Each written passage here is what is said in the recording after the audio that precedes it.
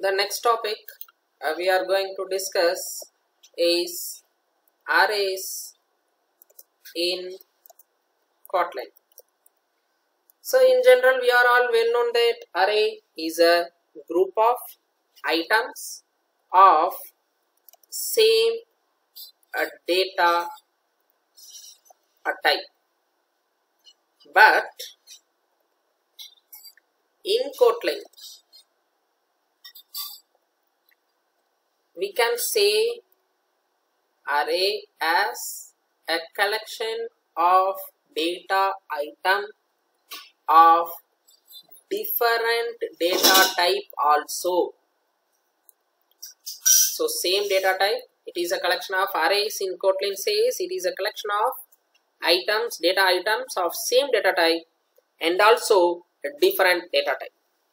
So for that we are in need of method array of, this is the function we are in need. Okay, let us see an example. var some n equal to array of, so this O is in caps, array of, so let us give the value as 10, 20, RAM. So in order to print this, we are already seen in for each row, that is for, let us give some user defined variable item in n followed by println of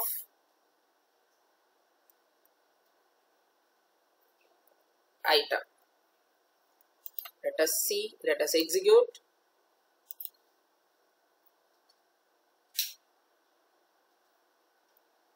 So 10, 20 and RAM is printed successfully.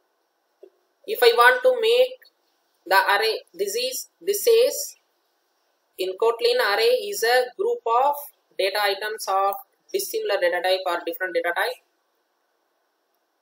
If I want to say it as a group of items of same data type, if I want to perform this, let us give the data type int. Now you should give the integer input. Let us execute. Now 10 and 20 will be printed. So this is the way to make array as a group of items of same data type. If I didn't mention any data type and if I give the different set of value, then it becomes array as a group of items of dissimilar data type. Now let us discuss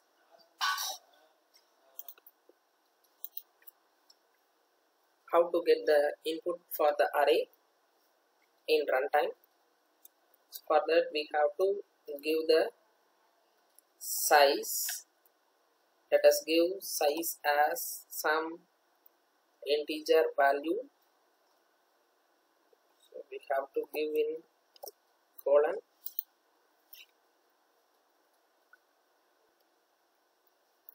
Okay, it shows I think error. Okay, let's give in equal to itself.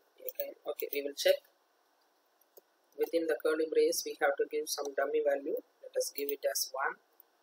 So this is what the syntax, and let us have variable something I as 0. Let us give while of I less than 0 to 4. So I less than 4.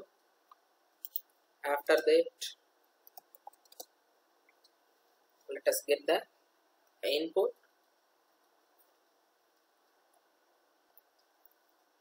So the array variable is n of, I have to give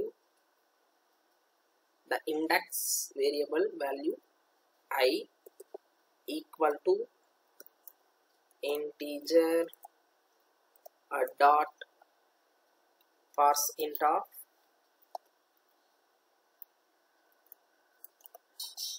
read line of. So this is what the way we have to get the input for the array variable. Let us perform sum of n numbers. So that is sum of 5 numbers. So this let us assign some variable as var sum equal to 0, and then sum equal to sum plus n of I. After that we have to perform I plus plus, and finally let us print ln of sum of n numbers is $sum. Let us execute. Let's see what happened.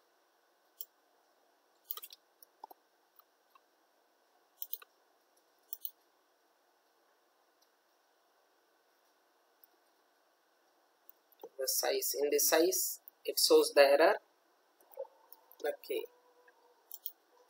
so for the dynamic arrays, if you get the input for the array during the runtime, you have to give the input, you have to specify it as array type. So like this. Now this error goes. Let us execute. If you give the static values, then it is enough to give array of method. If you want to give the input dynamically, then you have to specify the type. Rather than array of function, you have to use array. Okay, let us give the values 10, 20, 30, 40. Okay, so 4 values. So the condition, I have made a mistake, I less than 5 I have to give. Now it will get the 5 different values. These are all the silly mistakes in logic. 10, 20, 30, 40 and 50. Now the sum of n numbers is 150. So here also we can give sum of 5 numbers. So that let us give it as $of I minus 1, because the I is incremented by 5.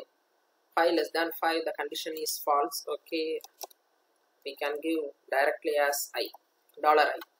So I value holds, the I holds the value 5. Let us execute.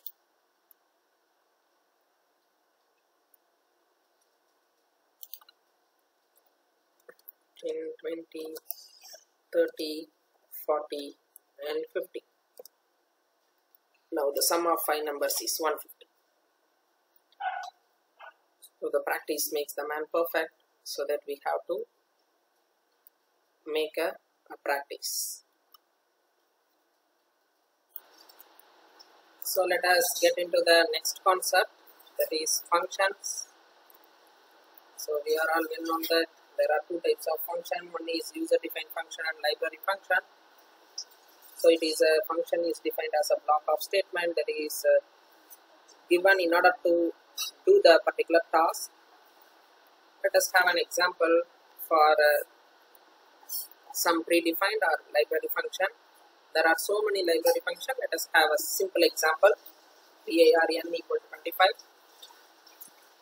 Let us have VAR some x equal to, let us perform square root, math a dot, if you give sqrt, the syntax of sqrt is given as double. You have to give the double value, so that we have to convert it to double. N dot to double off. This is the function to convert a particular value into double off, and followed by, let us print the value println of x. Let us execute. Let's see what will happen. So the 5.0 is the output. This is one of the example for predefined R library function. So let us get into user defined function. Let us give some function as sum of,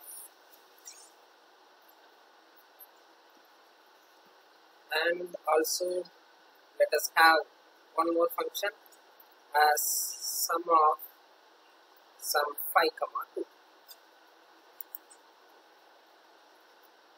So let us define the function. The syntax for declare the user defined function is, it is necessary to give the keyword function, followed by we have to give the name, function name, after that arguments var, followed by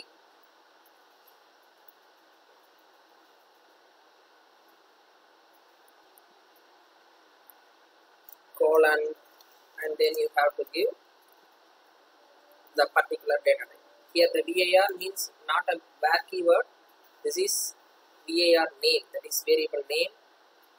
After that we have to close it, and we have to give the return type. This is for the syntax. Let us declare, let us give the definition for this function sum and sum 5, 2. fun, first one is sum of, by the default data type is void, so you can give the data type also, that is unit is the data type.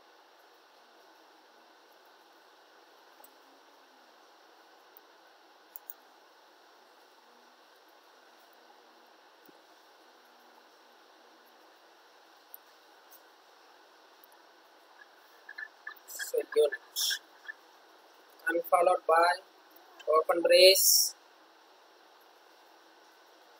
let us give var some x equal to 10, var some y is equal to 20, and println of $, within the curly brace, let us give x plus y. So let us give another form of function with the input. This is example for function overloading also. Function sum of, there are 2 variables. So let us have a colon, let us give the data type as int, comma b colon, another one is also int. Let us have a change for return type as also int, as there is a return type. So when you give a colon int and b colon int, here also the copy for the particular values variable is assigned.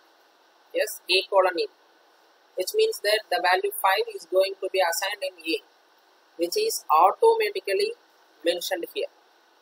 Okay, the return type, we have given the return type, so that let us give var some result equal to sum of something. Let us print the result, println of res. So now we have to perform and we have to return the value. Let us give var c equal to a plus b, and then let us return c. So this is what the way to give the user defined function. Let us execute it.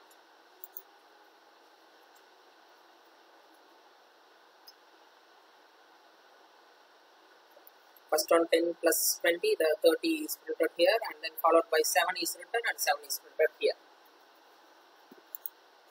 So one more thing we have to remember here is, in addition to the keyword VAR, there is one more keyword VAL. The VAL means that in order to define the constants, that is the value of the particular variable cannot be changed. If you want to define some variable as constant, then you can give VAL. Let us see an example. VAL x equal to 10. When you print ln of x, let us see what will happen.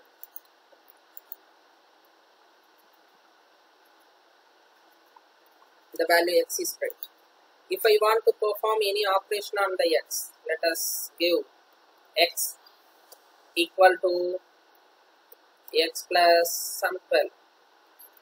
Let us execute. Now it shows an error because val cannot be reassigned.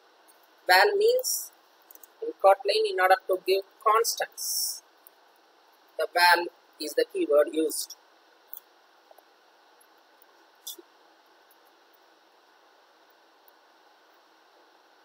Okay, thank you. We will meet in next class.